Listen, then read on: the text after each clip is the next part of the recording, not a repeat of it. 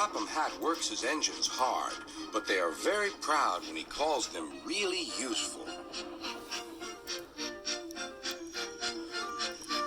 I'm going to the scrapyard today, Edward called to Thomas. What, already? You're not that old, replied Thomas cheekily.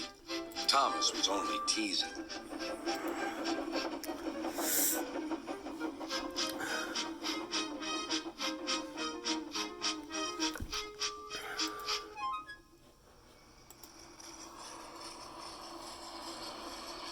The scrapyard is full of rusty old parts and machinery.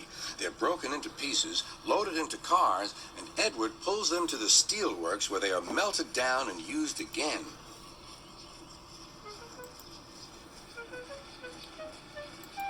Today, there was a surprise waiting for Edward in the yard. It was a traction engine. "Hello," said Edward. "You're not broken and rusty. What are you doing here?" "I'm Trevor. They're going to break me up next week." "What a shame," said Edward. "My driver says I only need some paint, polish, and oil to be as good as new, but my owner says I'm old-fashioned." Edward snorted. "People say I'm old-fashioned, but I don't care. Sir Topham Hatt says I'm a useful engine. What work did you do?" "My owner would send us from farm to farm. We threshed corn, hauled logs, and did lots of other work. The children loved to see us." Trevor shut his eyes, remembering. "Oh, yes, I like children." Edward set off for the station. "Broken up, what a shame. Broken up, what a shame. I must help Trevor, I must." He thought of all his friends who liked engines, but strangely, none of them would have room for a traction engine at home. "It's a shame, it's a shame," he hissed. Then, beep, beep. Why didn't I think of him before? There on the platform was the very person.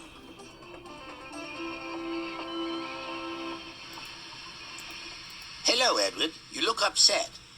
"What's the matter, Charlie?" he asked the driver. "There's a traction engine in the scrapyard, Vicar. He'll be broken up next week. Jem Cole says he never drove a better engine."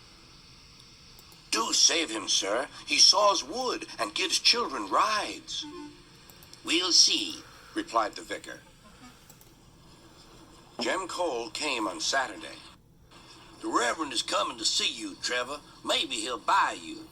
"Do you think he will?" asked Trevor. "He will when I've lit your fire and cleaned you up." The vicar and his two boys arrived that evening. Trevor hadn't felt so happy for months. He chuffered about the yard. "Show your paces, Trevor," said the vicar.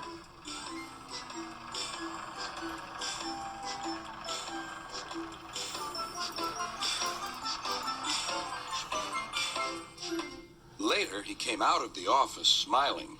"I've got him cheap, Jem, cheap." "Do you hear that, Trevor?" cried Jem. "The Reverend saved you, and you'll live at the vicarage now." "Beep, beep," whistled Trevor. Now Trevor's home is in the vicarage orchard, and he sees Edward every day.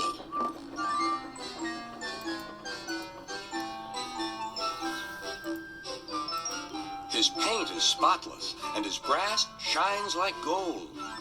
Trevor likes his work, but his happiest day is the church fair. With a wooden seat bolted to his bunker, he chuffers round the orchard, giving rides to children.